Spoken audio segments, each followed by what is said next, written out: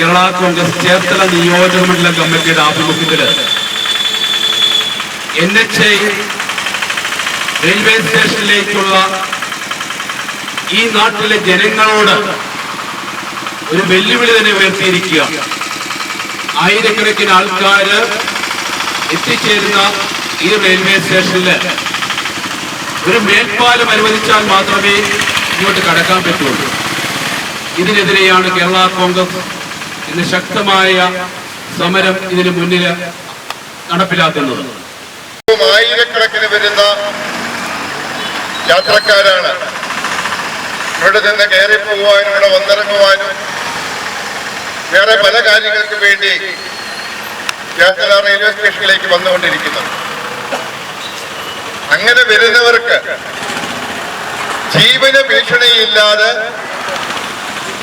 ഈ റെയിൽവേ സ്റ്റേഷനിലേക്ക് കടന്നു വരുവാനായിട്ടുള്ള ഒരു മിനിമം ഗതാഗത സൗകര്യം ഉണ്ടാക്കണമെന്നുള്ള ഏറ്റവും മിതമായ ഒരു ആവശ്യം ഉന്നയിച്ചുകൊണ്ടാണ് ഇന്ന് ഈ സമരം സംഘടിപ്പിച്ചത്. നമുക്കറിയാം, ഈ ഹൈവേയുടെ പണി അങ്ങോട്ട് പൂർത്തീകരിച്ചു കഴിഞ്ഞ് 6 വരി പാതയായി കഴിഞ്ഞു കഴിഞ്ഞാൽ നൂറുകണക്കിന്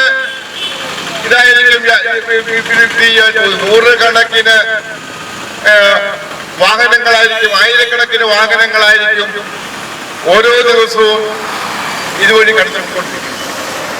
ഇവിടെ ഞാൻ നിന്ന് പോകണമെങ്കിൽ ബസ് അവിടെ വന്ന് നിന്നാൽ ഈ 6 ലൈന് 6 വരി പാതയെ കൂടി കമ്മീഷൻ ചെയ്ത് കഴിഞ്ഞാൽ അവിടെ വന്നിറങ്ങുന്ന ഒരാൾക്ക് എങ്ങനെയാണ് ഇങ്ങോട്ട് ഇവിടെ ക്രോസ് ചെയ്യാൻ പറ്റുന്നത് എങ്ങനെയാണെന്നുള്ളതിനെ കുറിച്ച് നമുക്ക് അത്ഭുതമാണായിട്ടുള്ളത്.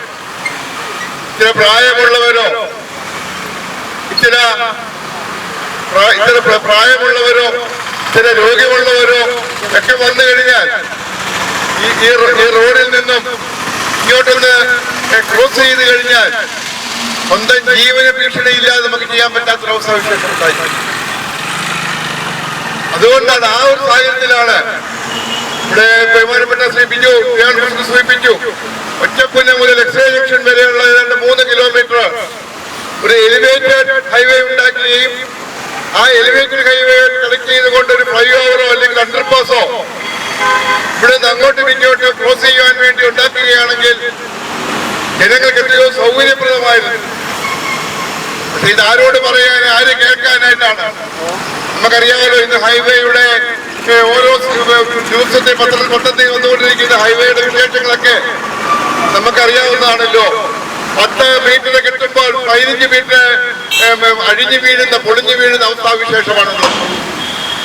എത്ര നഗരസഭ ഉണർന്ന് പ്രവർത്തിച്ചെന്നെങ്കിൽ ഇത് മുന്നിൽ കണ്ടുകൊണ്ട് ഇതിനുള്ള പദ്ധതികൾ ആവിഷ്കരിക്കാമായിരുന്നു.